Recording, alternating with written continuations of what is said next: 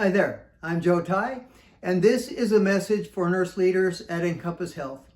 Amanda asked me to share a few thoughts about culture and connection, and I thought the best way to do that would be to tell you two stories about my mom and her hospital in San Antonio.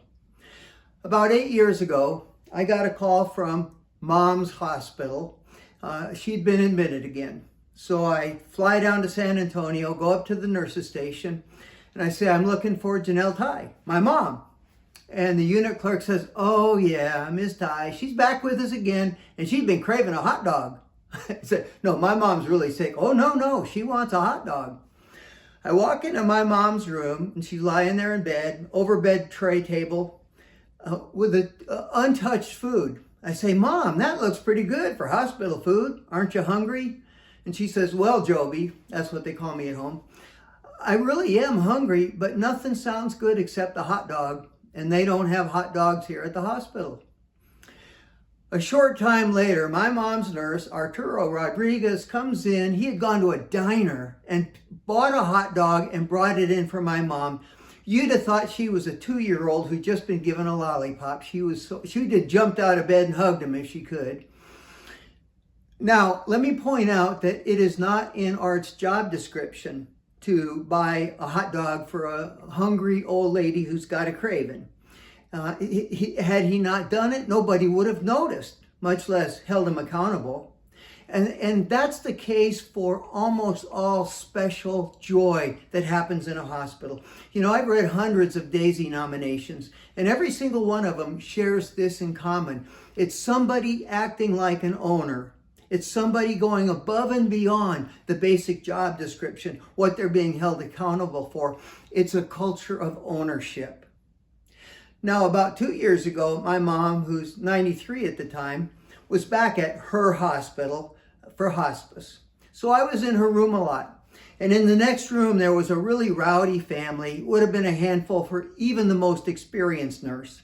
I even got called in to mediate at one point.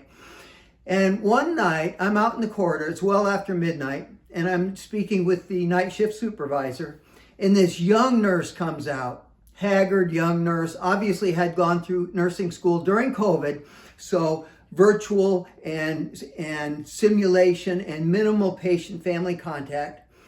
And she looks overwhelmed, and she asks the supervisor a question, and he gives her the answer. And you could see it just right over her head.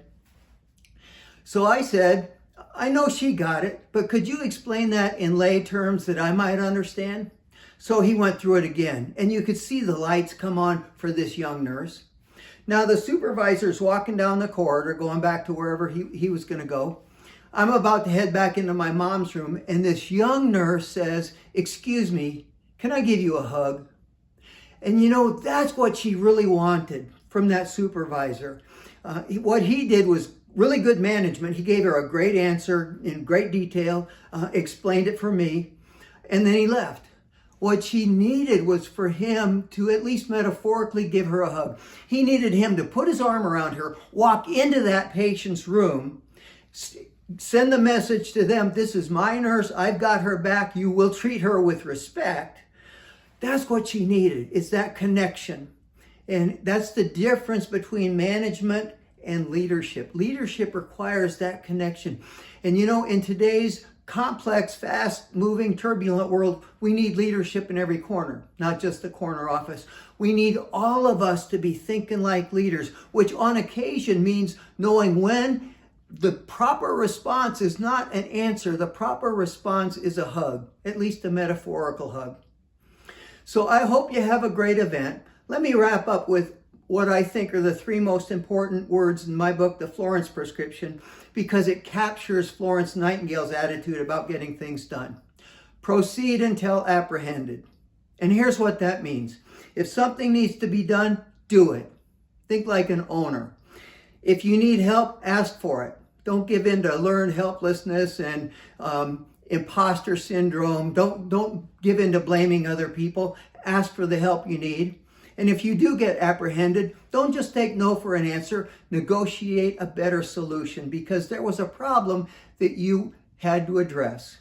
Proceed until apprehended. I can't think of a better way to wish you on your way and to have a great day.